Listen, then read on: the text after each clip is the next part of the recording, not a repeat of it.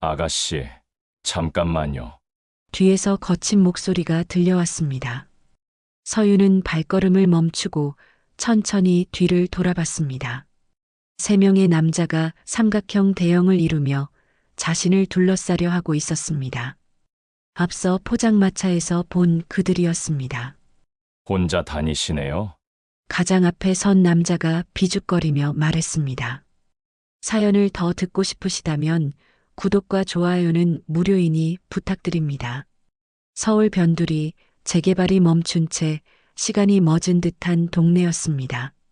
낡은 간판의 분식집에서는 여전히 김이 모락모락 피어오르고 있었고 오래된 다방에서는 LP 음반에서 흘러나오는 감미로운 트로트가 골목을 채우고 있었습니다. 공중전화 부스가 아직 남아있는 골목길, 세월의 흔적이 고스란히 남은 이곳에서 서윤은 깊은 숨을 내쉬었습니다. 청바지에 회색 니트를 입은 서윤의 몸은 가벼웠습니다. 군복을 벗은 몸은 분명 가벼웠지만 어깨만은 여전히 무거웠습니다. 휴가라는 것이 이렇게 낯선 것이었나 싶었습니다. 특수부대 장교 대위 서윤이라는 신분을 아는 사람은 이곳에 아무도 없었습니다. 그저 어릴 적 살던 동네로 돌아와서 어머니의 낡은 아파트를 정리하러 온 평범한 딸일 뿐이었습니다. 어머니가 돌아가신 지 벌써 한 달이 흘렀습니다. 마지막 순간에도 부대 임무 때문에 곁에 있어드리지 못했습니다. 유나, 엄마는 괜찮으니까 내일 먼저 해라고 하시던 어머니의 마지막 목소리가 아직도 귓가에 맴돌았습니다. 효녀 노릇 한번 제대로 해드리지 못한 채 영원한 이별을 하게 된 것이었습니다. 어릴 적 이 동네는 서윤에게 전부였습니다. 아버지가 돌아가신 후 어머니와 단둘이 살던 작은 아파트, 학교 가는 길에 들르던 분식집, 친구들과 뛰어놀던 놀이터까지 모든 것이 추억으로 가득했습니다. 하지만 지금 보니 그 모든 것들이 낡고 초라해 보였습니다. 시간이 멈춘 듯한 이곳에서 서윤만 혼자 어른이 되어 돌아온 것 같았습니다. 포장마차에 앉아 오뎅 국물을 호호 불어가며 마시는데 옆 테이블에서 술에 취한 중년 남성들이 목소리를 높이고 있었습니다. 요즘 이 동네도 예전 같지 않아. 젊은 것들이 다 떠나버리고 우리 같은 늙은이들만 남았지 뭐야. 한 아저씨가 한숨을 내쉬며 말했습니다. 그의 얼굴에는 깊은 피로와 체념이 스며 있었습니다. 또 다른 테이블에서는 머리가 하얀 할아버지들이 IMF 이후로 세상이 어떻게 변했는지에 대해 이야기를 나누고 있었습니다. 그때 참 힘들었지.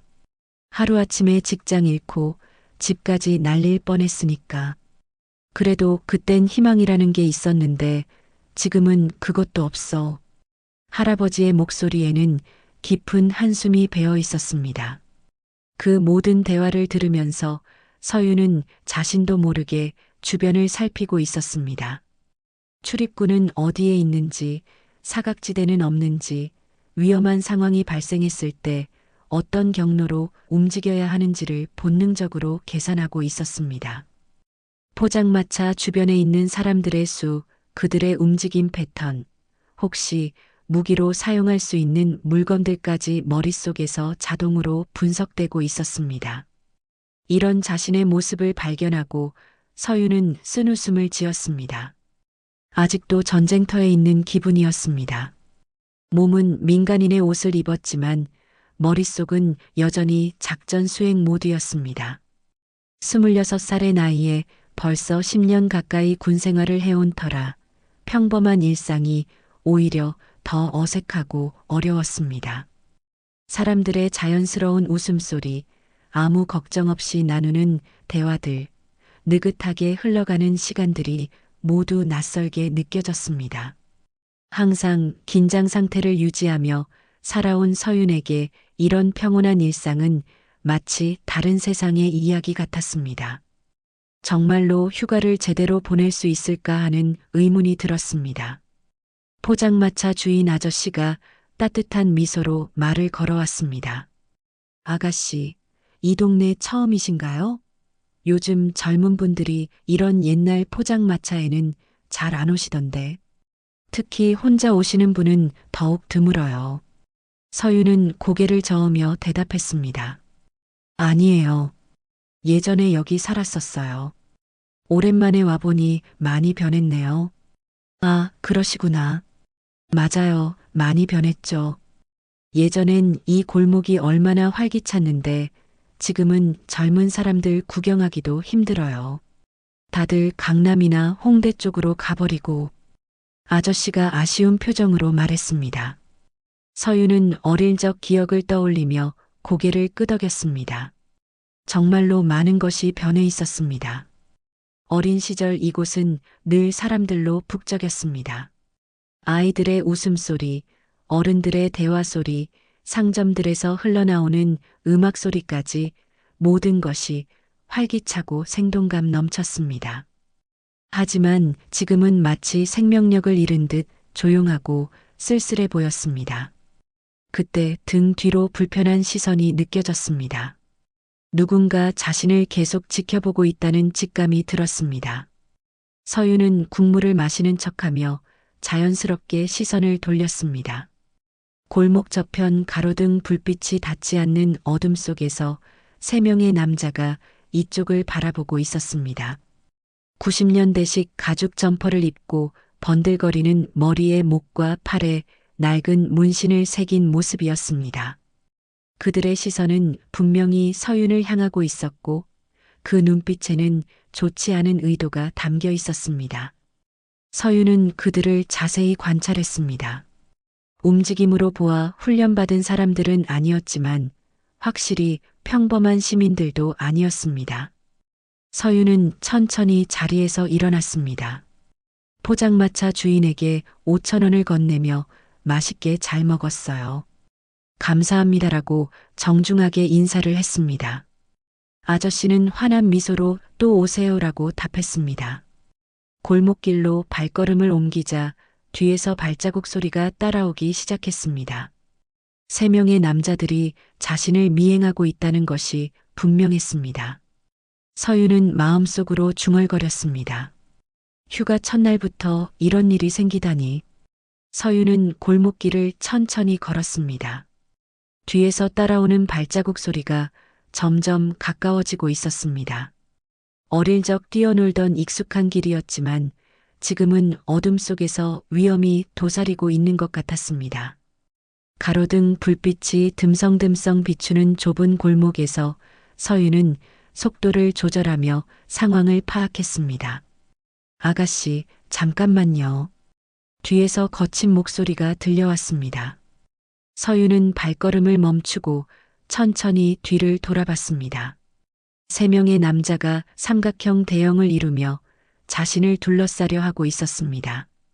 앞서 포장마차에서 본 그들이었습니다. 혼자 다니시네요? 가장 앞에 선 남자가 비죽거리며 말했습니다. 키가 크고 덩치가 좋은 편이었는데 가죽 점퍼 아래로 튀어나온 배가 그의 게으른 생활을 말해주고 있었습니다. 손톱 사이에 때가 끼어 있고 입에서는 술 냄새가 진동했습니다. 길 좀 비켜주세요. 서유는 최대한 평온한 목소리로 말했습니다. 민간인처럼 보이려 애썼지만 그럼에도 불구하고 몸의 중심을 낮추고 언제든 움직일 수 있는 자세를 취하고 있었습니다. 군에서 몸에 밴 습관이었습니다. 아, 급해요? 우리랑 잠깐만 얘기해요. 이 동네 처음이죠? 2번째 남자가 옆으로 비켜서며 퇴로를 차단했습니다. 왼쪽 팔에 용 문신이 있었는데 색이 바래서 오래된 것임을 알 수 있었습니다. 아마도 10년은 넘었을 것 같았습니다. 그의 손에는 반지 자국이 있었고 주먹질을 자주 하는 사람의 손이었습니다. 서유는 한 발 뒤로 물러섰습니다. 이것은 연기였습니다. 약해 보이는 민간인, 겁에 질린 여성, 이 동네에서는 그런 모습이어야 살아남을 수 있다는 것을 알고 있었습니다. 하지만 동시에 주변 환경을 빠르게 스캔하고 있었습니다. 오른쪽으로는 막다른 벽, 왼쪽으로는 좁은 샛길, 뒤로는 포장마차가 있는 큰 길이었습니다. 만약 상황이 악화된다면 왼쪽 샛길로 빠져나가는 것이 최선이었습니다. 하지만 그 전에 이들이 정확히 무엇을 원하는지 파악해야 했습니다. 저희가 무슨 나쁜 사람인 줄 아세요? 그냥 친해지고 싶어서 그런 거예요. 세 번째 남자가 담배를 피우며 말했습니다. 그는 다른 둘보다 말랐지만 눈빛이 가장 날카로웠습니다. 오른손 검지에 있는 흉터로 보아 칼을 다루는데 익숙한 사람 같았습니다. 가장 조심해야 할 상대였습니다. 친해지고 싶다면 낮에 정중하게 말을 거세요. 서윤이 차분하게 대답했습니다. 그러자 첫 번째 남자가 한 발 더 다가왔습니다. 이제 서윤과의 거리는 겨우 2걸음 정도였습니다. 그의 입에서 나오는 술 냄새와 담배 냄새가 역겹게 느껴졌습니다. 아가씨가 좀 차갑네요. 우리 동네에 새로 온 사람들은 인사를 해야 하는 거 아닌가요? 저는 새로 온 게 아니라 원래 여기 살던 사람이에요. 아, 그래요? 그럼 더 좋네요. 옛날 얘기도 하고 술 한 잔도 하고. 어때요? 그 순간 첫 번째 남자가 서윤의 팔을 잡으려 손을 뻗었습니다. 서윤의 머릿속에서 경고음이 울렸습니다. 접촉 마이너스, 이것은 군에서 배운 상황 판단의 기준점이었습니다. 상대방이 물리적 접촉을 시도하는 순간 모든 대화는 끝나고 행동으로 넘어가야 하는 시점이었습니다. 서윤은 번개같이 몸을 틀었습니다. 남자의 손이 헛공중을 가르며 지나갔고 동시에 서윤의 오른손이 그의 손목을 잡았습니다. 정확한 압박점을 누르면서 시계 방향으로 비틀었습니다.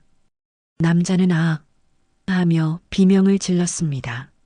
이어진 움직임은 너무 빨랐습니다.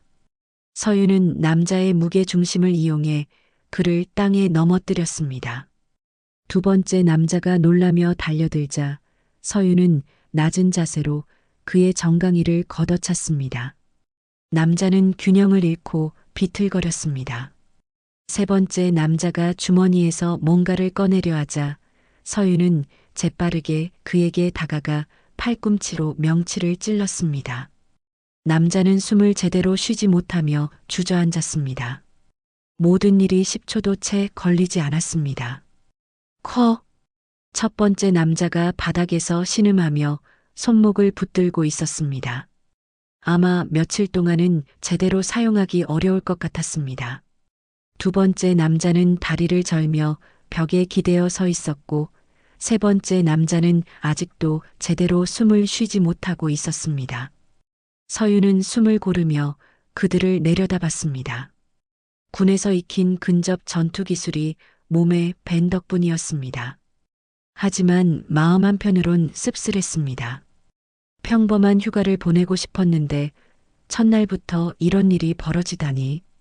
다음엔 사람 좀 잘 보고 고르세요. 서윤이 차분하게 말했습니다. 그리고 그들을 지나쳐 골목 밖으로 걸어나갔습니다. 하지만 몇 걸음 가지 않아 멈춰섰습니다. 골목 위 아파트 옥상에서 누군가 이 모든 광경을 지켜보고 있다는 느낌이 들었기 때문입니다. 서윤은 자연스럽게 고개를 들어 올려다봤습니다. 하지만 이미 그 누군가는 사라진 후였습니다. 다만 옥상 난간에서 희미하게 담배 연기가 피어오르는 것만 보일 뿐이었습니다. 누군가 방금 전 상황을 처음부터 끝까지 지켜봤다는 것이 분명했습니다. 서윤은 깊은 한숨을 내쉬었습니다. 이제 정말로 휴가다운 휴가는 물 건너간 것 같았습니다. 다음 날 아침 서윤은 어머니의 아파트에서 잠을 깼습니다. 밤새 뒤척이다가 겨우 잠들었던 탓에 몸이 무거웠습니다. 옥상에서 자신을 지켜봤던 그 누군가의 정체가 계속 머릿속을 맴돌았습니다. 단순한 호기심이었을까? 아니면 다른 목적이 있었을까요? 창문을 열고 밖을 내다보니 동네 전체가 술렁이고 있었습니다. 아래쪽 골목에서 사람들이 모여 수군거리고 있었습니다. 서윤은 옷을 갈아입고 밖으로 나갔습니다. 분명히 어젯밤 일과 관련된 이야기일 것이었습니다. 어젯밤에 무슨 일이 있었다면서요? 서윤이 동네 분식집에 들어가며 아주머니에게 물었습니다. 분식집 아주머니는 서윤을 보자마자 반가운 표정을 지었습니다. 어제 포장마차에서 본 얼굴이었습니다. 아, 어젠 여기 왔던 그 젊은 아가씨네요. 참 큰일 났어요. 어젯밤에 조폭 셋이 어떤 여자한테 혼쭐이 났다는 거예요. 아주머니가 라면을 끓이면서 흥미진진하게 말했습니다. 동네에서 이런 일이 일어나는 것은 정말 오랜만이라는 듯 눈이 반짝이고 있었습니다. 조폭이라고요? 서윤이 놀란 척 물었습니다. 어젯밤 상대했던 세 남자가 단순한 건달이 아니라 조직 폭력배였다는 얘기였습니다. 그렇다면 상황이 생각보다 심각해질 수도 있었습니다. 네, 그래요. 그런데 그 여자가 누군지는 아무도 몰라요. 그냥 스쳐 지나가던 사람 같은데 알고 보니 무술 고수였나 봐요. 아주머니가 라면 그릇을 서윤 앞에 놓으며 계속 말했습니다. 서윤은 젓가락을 들며 더 자세한 이야기를 들어보기로 했습니다. 요즘 이 동네가 예전과 달라졌어요. 조직이 하나 들어왔거든요. 분식집 아주머니가 목소리를 낮추며 귓속말하듯 말했습니다. 주변을 살피는 모습에서 이 이야기가 그냥 동네 소문이 아니라는 것을 알 수 있었습니다. 무슨 조직이요? 백룡파라고 들어봤어요? 90년대에 서울을 주름잡던 그 조직 말이에요. 서윤의 손에 든 젓가락이 멈췄습니다. 백룡파라는 이름을 들으니 오래된 기억이 떠올랐습니다. 아버지가 돌아가시기 전에 자주 언급하던 이름이었습니다. 그때는 어린 나이라 무슨 의미인지 몰랐지만 지금 생각해보니 심상치 않은 이름이었습니다. 백룡파요? 그 조직이 아직도 있나요? 그러게요. 없어졌다가 다시 생긴 건지 아니면 계속 있었던 건지 모르겠어요. 어쨌든 한 달 전부터 이 동네 상인들한테 돈을 걷어가기 시작했어요. 아주머니의 얼굴에 걱정이 가득했습니다. 장사하기도 힘든 요즘에 조폭들이 돈까지 뜯어간다니 서민들에게는 정말 큰 부담이었을 것입니다. 경찰에 신고는 안 했어요? 신고를 어떻게 해요? 증거도 없고 게다가 그쪽에서 경찰과도 연결되어 있다는 소문이 있거든요. 서윤은 라면을 먹으면서 생각에 잠겼습니다. 백룡파라는 이름이 계속 머릿속을 맴돌았습니다. 아버지의 죽음과 관련이 있을까요? 당시에는 단순한 교통사고로 처리되었지만 늘 의문이 남아 있었습니다. 그런데 아저씨, 혹시 20년 전쯤에 이 동네에서 교통사고로 돌아가신 서민호라는 분 기억나세요? 서윤이 조심스럽게 물었습니다. 아주머니는 잠시 생각하더니 고개를 끄덕였습니다. 아, 그분 딸이 윤이었는데. 혹시 아가씨가? 네, 맞아요. 어머, 그래요? 윤이가 이렇게 훌쩍 컸구나. 그때 참 어렸는데. 아주머니가 반가워하면서도 안타까운 표정을 지었습니다. 서윤의 아버지를 기억하고 있었던 것입니다. 아버지 일로 여쭤보고 싶은 게 있어요. 혹시 그때 상황을 좀 더 자세히 기억하시나요? 글쎄요. 그때 참 이상했어요. 평소에 조심스럽던 분이었는데 갑자기 교통사고를 당하셨거든요. 게다가 사고 나기 며칠 전에 누군가와 심하게 다투는 모습을 봤다는 사람도 있었고요. 아주머니의 말에 서윤의 가슴이 뛰기 시작했습니다. 역시 아버지의 죽음에는 뭔가 숨겨진 이야기가 있었던 것입니다. 누구와 다투셨대요? 그건 잘 모르겠어요. 다만 그때도 백룡파 얘기가 나왔던 것 같은데 정확하지는 않아요. 바로 그때 분식집 문이 열리며 한 남자가 들어왔습니다. 40대 중반으로 보이는 남자였는데 깔끔한 정장을 입고 있었습니다. 하지만 그의 눈빛은 예사롭지 않았습니다. 안녕하세요, 사장님. 남자가 정중하게 인사를 했지만 분식집 아주머니의 얼굴이 순간적으로 굳어졌습니다. 서윤도 긴장하며 그 남자를 바라봤습니다. 어제 이 근처에서 소란이 있었다고 들었는데 혹시 뭔가 보신 게 있으신가요? 남자가 자연스럽게 물었지만 그의 말투에는 위협적인 느낌이 담겨 있었습니다. 분명히 백룡파와 관련된 사람이었습니다.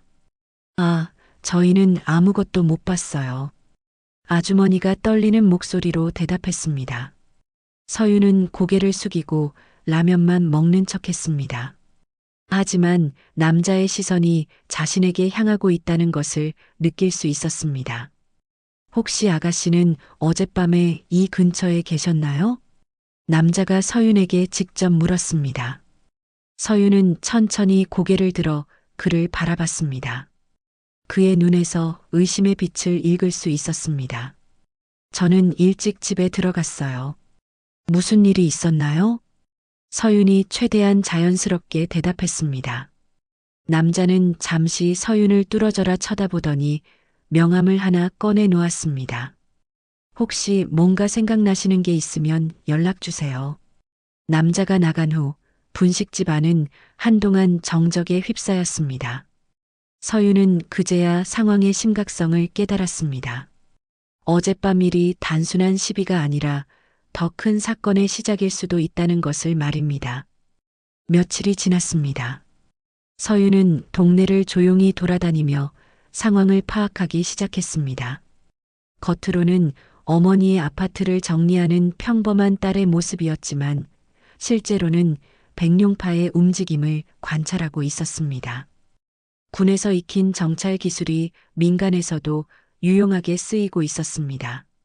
노점상 할아버지와 대화를 나누면서 서윤은 많은 정보를 얻었습니다. 백룡파는 매주 화요일과 금요일에 수금을 나온다는 것, 주로 오후 3시에서 5시 사이에 활동한다는 것, 그리고 이들이 단순한 동네 조폭이 아니라 체계적으로 조직된 집단이라는 것이었습니다. 요즘 젊은 사람들은 무서워서 다들 일찍 집에 들어가더라고요. 택시기사 아저씨가 한숨을 쉬며 말했습니다. 서윤은 그의 택시에 타서 동네 곳곳을 돌아보며 이야기를 들었습니다. 백룡파의 영향력이 생각보다 넓다는 것을 알 수 있었습니다. 아저씨는 돈을 내신 적 있으세요? 당연히 내야죠. 안 내면 무슨 일이 일어날지 모르니까. 한 달에 30만 원씩인데 택시 하루 매출이 그 정도거든요. 서윤의 표정이 굳어졌습니다. 한 달 매출의 하루치를 보호비로 받아간다는 것은 상당히 큰 부담이었습니다. 이런 식으로 장사하는 사람들이 얼마나 힘들지 충분히 짐작할 수 있었습니다.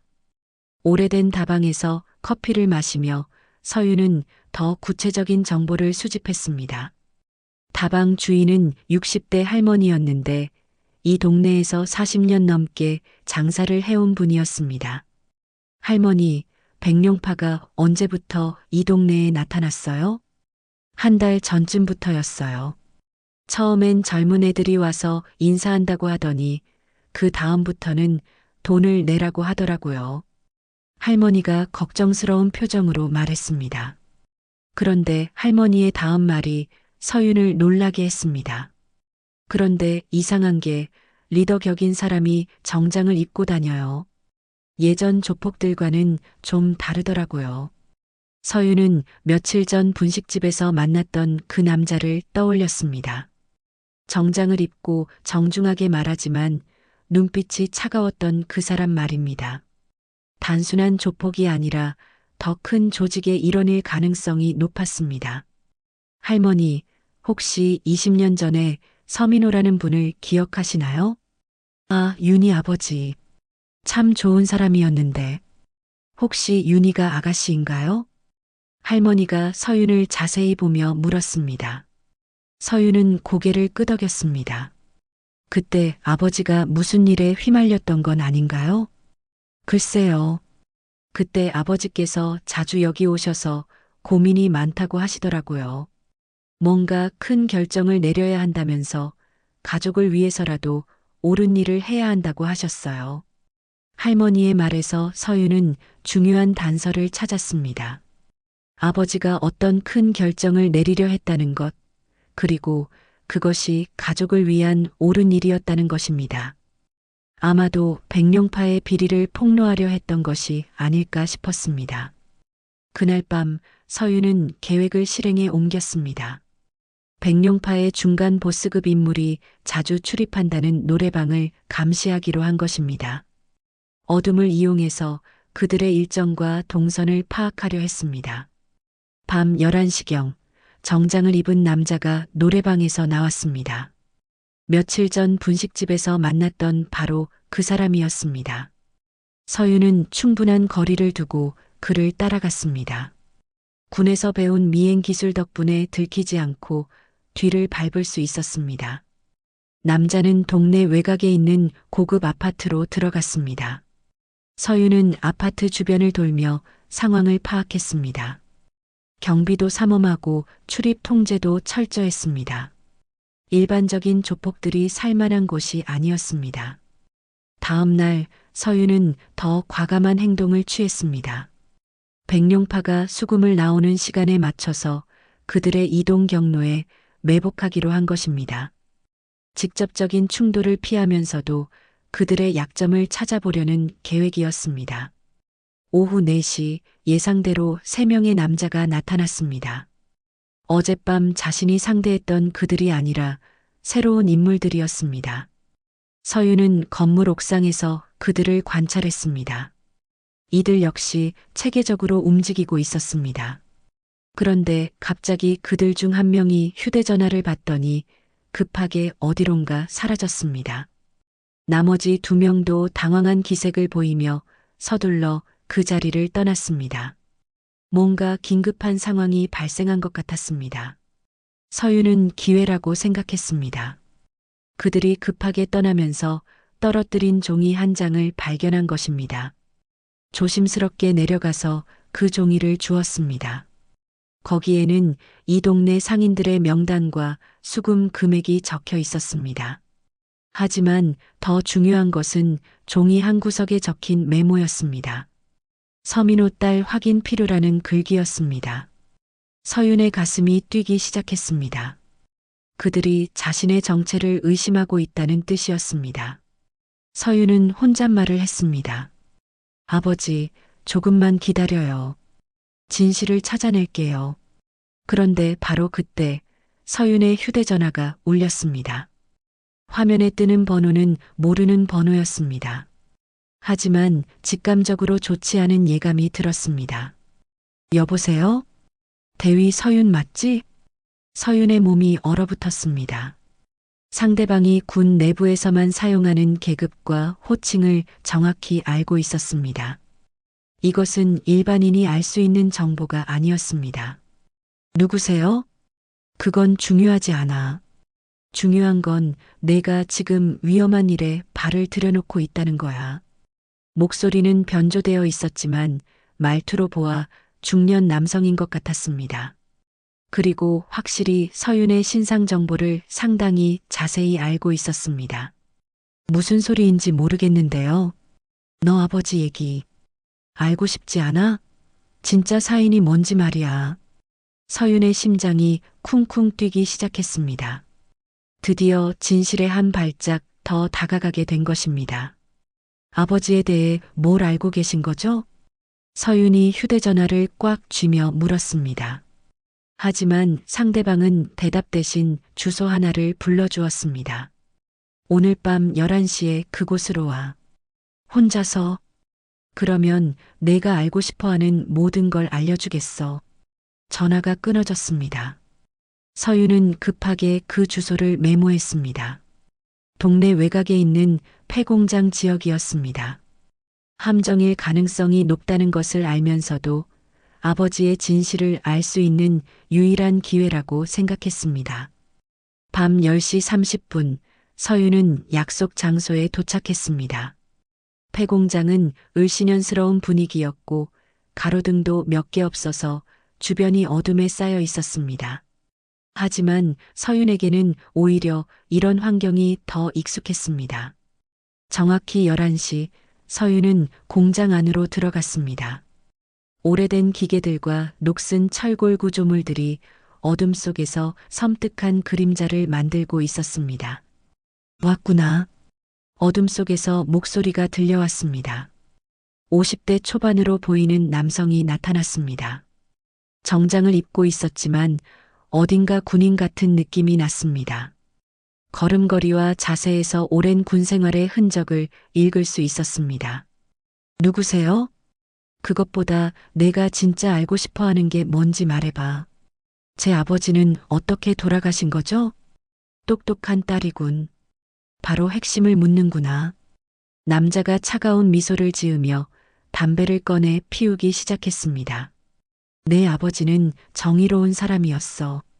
그래서 죽었지. 서윤의 주먹이 저절로 쥐어졌습니다. 구체적으로 말씀해 주세요. 내 아버지는 백룡파의 모든 비리를 알게 됐어. 그들이 어떤 식으로 사업하는지, 정치인들과 어떻게 연결되어 있는지, 경찰 조직 안에 누가 있는지까지. 그래서 내부 고발을 하려고 했던 건가요? 맞아. 하지만 그 정보를 믿을 만한 사람이라고 생각했던 누군가에게 넘겼지.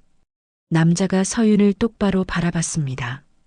그의 눈빛이 차갑게 빛나고 있었습니다. 누구에게 넘겼는데요? 바로 나에게. 서윤의 온몸이 얼어붙었습니다.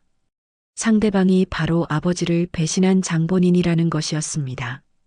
당신이 아버지를 죽인 거군요. 직접 죽이지는 않았어. 하지만 백룡파에게 모든 정보를 넘겼지. 내 아버지가 뭘 알고 있는지, 언제 어디서 신고할 예정인지 전부 다. 남자가 담배를 바닥에 던지고 발로 밟았습니다. 왜 그런 짓을 했죠? 돈 때문이야. 백룡파에서 나에게 평생 모을 수 없는 돈을 제안했거든. 서윤은 이제 그가 누구인지 알 것 같았습니다. 아버지의 전직 상관, 지금은 민간 보안업체를 운영하고 있는 그 사람. 어렸을 때 집에 자주 놀러 왔던 김대령이었습니다. 김대령. 맞죠? 이제 기억나는구나.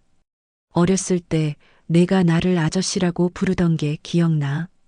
김대령이 냉소적으로 웃었습니다. 그리고 지금 백룡파의 실질적인 수장이 바로 나야. 서윤의 머릿속이 하얗게 변했습니다. 지금까지 자신이 상대해온 조직의 최고 책임자가 바로 아버지를 죽인 장본인이었던 것입니다. 나는 지금까지 누구를 믿고 살아온 거죠? 서윤의 목소리가 떨렸습니다. 지금까지 군에서 배운 모든 가치관이 한순간에 무너져 내리는 기분이었습니다. 세상은 원래 그런 곳이야. 내 아버지처럼 순진하게 살면 죽는 거지. 김대령이 주머니에서 권총을 꺼냈습니다. 서윤은 본능적으로 몸을 낮췄습니다. 너도 아버지와 같은 길을 걸을 생각이야? 그 순간 서윤의 마음속에서 무언가가 바뀌었습니다. 무너진 신뢰, 배신당한 마음, 그리고 아버지에 대한 그리움이 하나로 합쳐지면서 강한 의지로 변했습니다. 저는 아버지와 다릅니다. 뭐가 다르다는 거야? 아버지는 믿었지만 저는 확신합니다. 아버지는 침묵했지만 저는 행동할 거예요. 서윤의 목소리에 확신이 담겨 있었습니다. 김대령이 방아쇠를 당기려는 순간 갑자기 공장 전체에 정전이 일어났습니다. 어둠이 내렸습니다. 누군가 전원을 차단한 것이었습니다. 김대령이 당황하는 사이 서윤은 재빠르게 몸을 굴려 철골 구조물 뒤로 숨었습니다. 나와. 어차피 여기서 나갈 수는 없어. 김대령의 목소리가 공장 전체에 울려 퍼졌습니다. 하지만 서윤은 이미 어둠 속에서 움직이기 시작했습니다. 특수부대에서 받은 야간 작전 훈련이 빛을 발하는 순간이었습니다. 서윤은 마음속으로 다짐했습니다. 이제 더 이상 과거의 그림자에 시달리지 않겠다고, 아버지가 지키려 했던 정의를 자신이 완성하겠다고 말입니다. 어둠 속에서 진짜 전쟁이 시작되고 있었습니다. 어둠 속에서 서윤은 조용히 움직였습니다. 특수부대에서 익힌 야간 침투 기술이 몸에 밴 덕분에 소리 하나 내지 않고 이동할 수 있었습니다. 김대령은 손전등을 켜고 주변을 살피고 있었지만 서윤은 이미 그의 사각지대로 이동한 상태였습니다. 숨어봤자 소용없어. 이 공장은 내가 다 알고 있다고. 김대령의 목소리가 공장 전체에 메아리 쳤습니다. 하지만 서윤은 그의 말에 속지 않았습니다. 목소리의 떨림에서 그 역시 당황하고 있다는 것을 알 수 있었습니다. 서윤은 천천히 김대령 뒤로 접근했습니다. 하지만 그보다 먼저 해야 할 일이 있었습니다. 이 모든 상황을 증거로 남기는 것이었습니다. 서윤은 조용히 휴대전화를 꺼내 녹음 기능을 켰습니다. 김대령, 저 여기 있어요. 서윤이 철골 구조물 뒤에서 목소리를 냈습니다. 김대령이 재빨리 그쪽으로 총구를 겨눴습니다. 드디어 나왔구나. 현명한 선택이야. 한 가지만 더 물어보고 싶어요. 아버지가 마지막에 뭐라고 했나요? 서윤의 질문에 김대령이 잠시 멈춰섰습니다. 그리고 비웃는 듯한 표정을 지었습니다. 내 아버지는 마지막까지 순진했어. 윤희만은 이런 세상을 살게 하고 싶지 않다고 하더군. 참 웃기지 않아? 자기 딸을 위해 정의로운 일을 하겠다면서 결국 그 딸을 위험에 빠뜨렸잖아. 서윤의 가슴이 뜨거워졌습니다. 아버지는 정말로 자신을 위해서 그런 위험한 일을 감행했던 것입니다. 그리고 죽기 직전에 이렇게 말했지. 내가 죽어도 언젠가는 진실이 밝혀질 거다라고. 정말 끝까지 꿈쟁이였어. 김대령이 총을 겨누며 말했습니다. 하지만 서윤은 더 이상 두렵지 않았습니다. 아버지의 마지막 말이 마음에 힘을 주고 있었습니다. 맞아요. 아버지 말씀이 옳았어요. 진실은 반드시 밝혀져야 해요. 그 순간 서윤은 준비했던 계획을 실행했습니다. 미리 설치해둔 휴대전화 알람이 울리면서 김대령의 주의를 분산시켰습니다. 그 틈에 서윤은 재빨리 움직였습니다. 김대령이 총을 쏘았지만 이미 서윤은 다른 곳으로 이동한 후였습니다. 총성이 공장 안에서 크게 울려 퍼졌습니다. 제대로 된 전쟁을 원하시는 건가요? 서윤이 다른 위치에서 목소리를 냈습니다. 이번에는 김대령이 헷갈렸습니다. 목소리가 나는 방향을 정확히 파악하기 어려웠기 때문입니다. 내 아버지보다는 훨씬 영리하구나. 하지만 결과는 똑같을 거야. 김대령이 신경질적으로 말했습니다. 그리고 주변을 무차별적으로 쏘기 시작했습니다. 총알이 철골과 벽면에 부딪히며 불꽃을 튀겼습니다. 서윤은 차분하게 상황을 분석했습니다. 김대령의 총에 몇 발이 남았는지, 그의 이동 패턴은 어떤지, 언제 재장전을 해야 하는지를 계산했습니다. 그리고 기회가 오기를 기다렸습니다. 서윤아, 이제 그만 나와. 어차피 너 혼자서는 아무것도 할 수 없어. 이 모든 증거는 내가 다 없애버릴 거야. 김대령의 목소리에 조급함이 배어 있었습니다. 시간이 지날수록 불리해진다는 것을 그도 알고 있었습니다. 그때 김대령의 총에서 딸칵 소리가 났습니다. 탄알집이 비었다는 신호였습니다. 서윤은 바로 이 순간을 기다리고 있었습니다. 서윤이 어둠 속에서 나타났습니다. 김대령이 재장전을 하려 하는 순간 서윤은 그에게 달려들었습니다. 군에서 배운 근접 격투 기술을 총동원했습니다. 김대령은 생각보다 강했습니다. 역시 군 출신답게 기본적인 격투 실력을 갖추고 있었습니다. 하지만 현역과 전역자의 차이는 컸습니다. 서윤의 몸은 아직 실전에 최적화되어 있었습니다. 몇 분간의 치열한 격투 끝에 서윤이 김대령을 제압했습니다. 김대령은 바닥에 쓰러져 숨을 거칠게 몰아쉬고 있었습니다. 끝났어요. 서윤이 김대령의 총을 차서 멀리 보내며 말했습니다. 그리고 휴대전화를 꺼내 지금까지 녹음된 대화를 확인했습니다.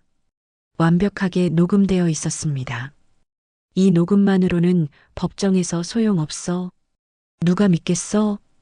김대령이 마지막 발악을 했습니다. 그래서 이것만 가지고 끝낼 생각은 없어요. 서윤이 다른 주머니에서 작은 USB를 꺼내 보였습니다. 이게 뭔지 아세요? 어젯밤 당신들 사무실에서 가져온 자료들이에요. 모든 거래 내역, 정치인들과의 연락처, 경찰 내부 협력자 명단까지 전부 들어 있어요. 김대령의 얼굴이 창백해졌습니다. 언제, 어떻게, 특수부대가 뭐라는 부대인지 잊으셨나 봐요. 침투와 정보 수집이 전문이거든요. 서윤은 실제로 어젯밤 김대령의 사무실에 침투해서 중요한 자료들을 빼내왔습니다. 군에서 배운 기술을 활용해서 보안 시설을 무력화하고 들어갔던 것입니다. 이제 모든 게 끝났어요. 아버지가 원했던 정의가 이루어질 거예요. 너, 정말 내 아버지 딸이구나. 김대령이 체념한 듯 고개를 떨궜습니다. 그때 갑자기 공장 밖에서 사이렌 소리가 들려왔습니다. 경찰이 도착한 것이었습니다. 서윤이 미리 연락을 해둔 덕분이었습니다. 끝까지 계산하고 있었구나. 저는 아버지와 달라요. 혼자서 모든 걸 해결하려 하지 않거든요. 서윤이 김대령을 내려다보며 말했습니다. 드디어 오랜 복수가 끝나가고 있었습니다. 경찰들이 공장 안으로 들어오면서 김대령을 체포했습니다. 서윤은 준비해둔 모든 증거를 경찰에게 넘겼습니다. 무너진 자리에서 서윤은 다시 일어서고 있었습니다. 일주일이 지났습니다. 서윤이 제공한 증거들로 인해 검찰과 경찰이 동시에 수사에 착수했습니다. 백룡파 조직원들이 줄줄이 체포되고 있었고 정치인과 공무원들 중에서도 연루자들이 밝혀지고 있었습니다. 언론에서는 연일 이 사건을 대서특필하고 있었습니다. 서윤은 동네 분식집에 앉아 뉴스를 보고 있었습니다. 화면 속에서는 김대령이 법원으로 호송되는 모습이 나오고 있었습니다.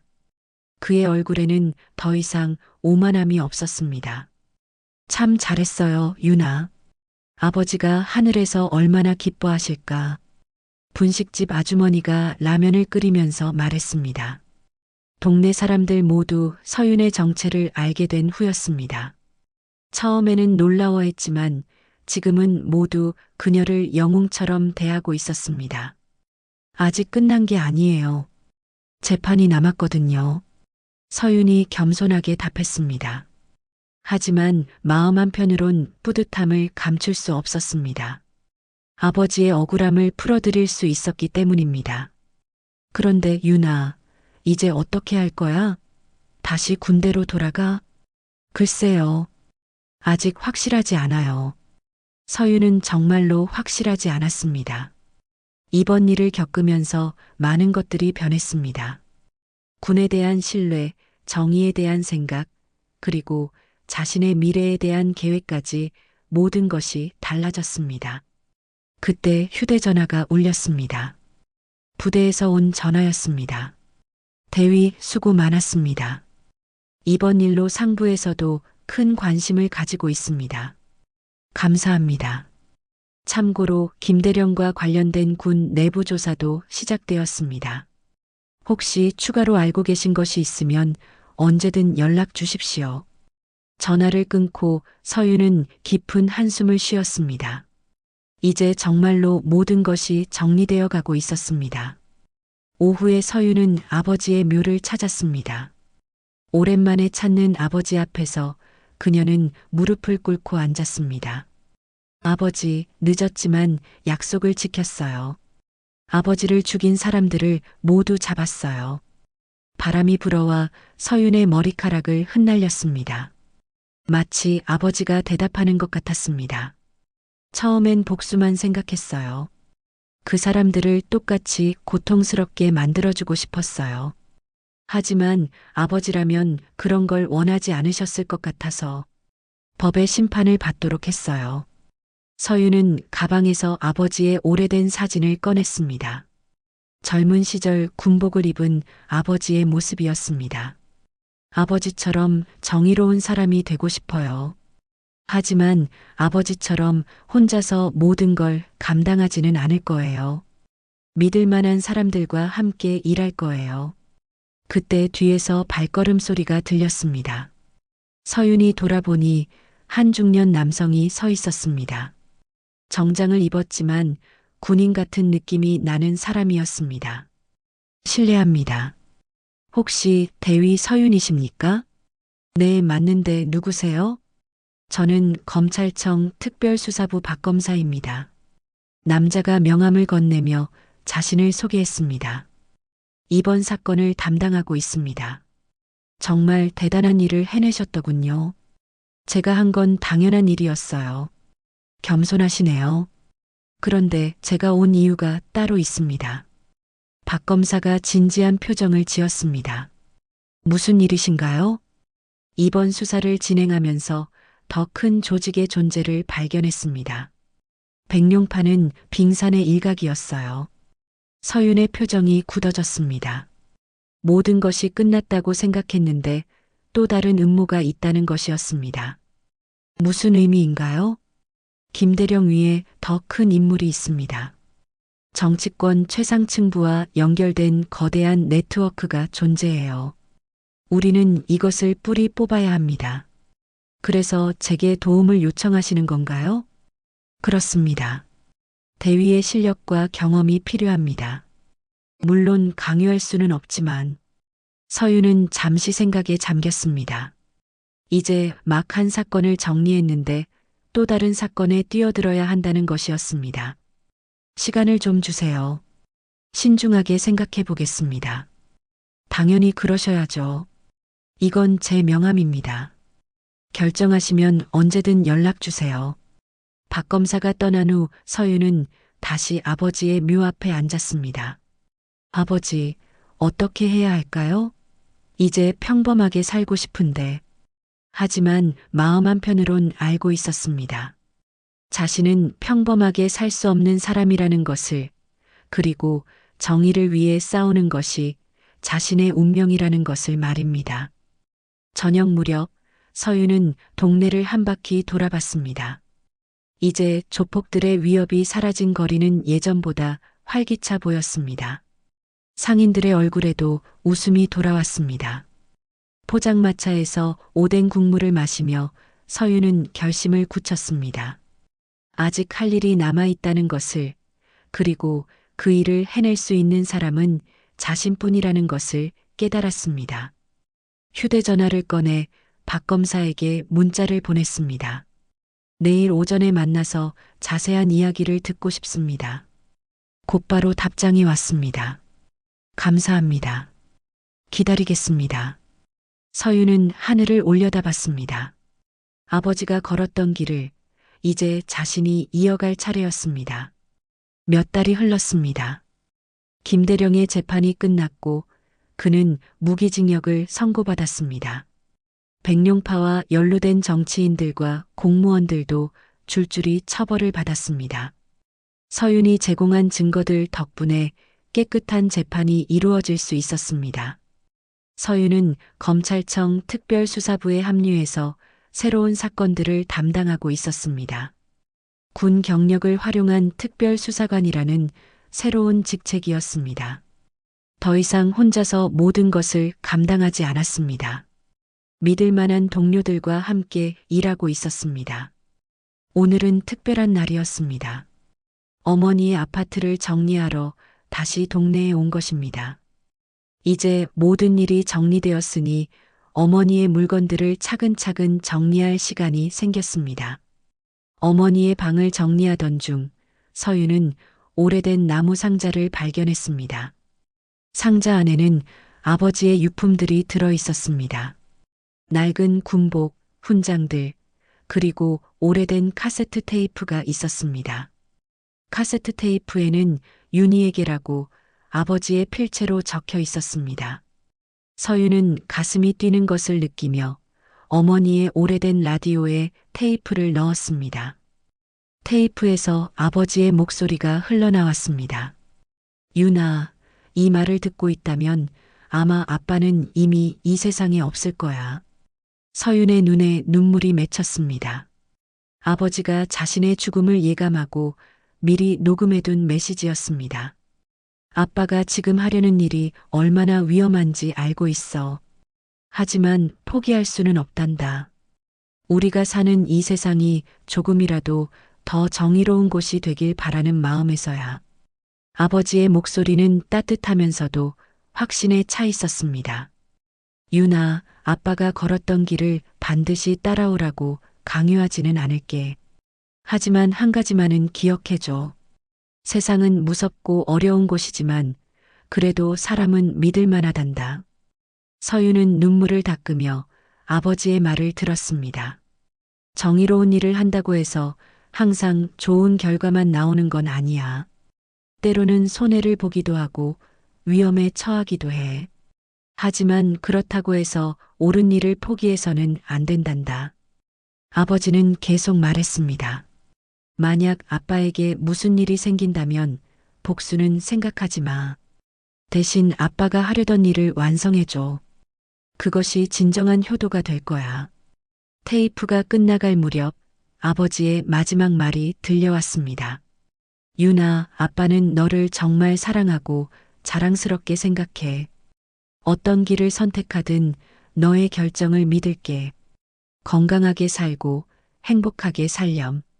테이프가 끝났습니다. 서윤은 한동안 그 자리에 앉아 있었습니다. 아버지의 마지막 메시지가 가슴 깊이 스며들었습니다. 오후에 서윤은 동네를 한 바퀴 돌아봤습니다. 백룡파가 사라진 후 이곳은 완전히 달라져 있었습니다. 상인들이 웃으며 장사하고 있었고 아이들이 안전하게 뛰어놀고 있었습니다. 어르신들도 편안하게 포장마차에서 대화를 나누고 있었습니다.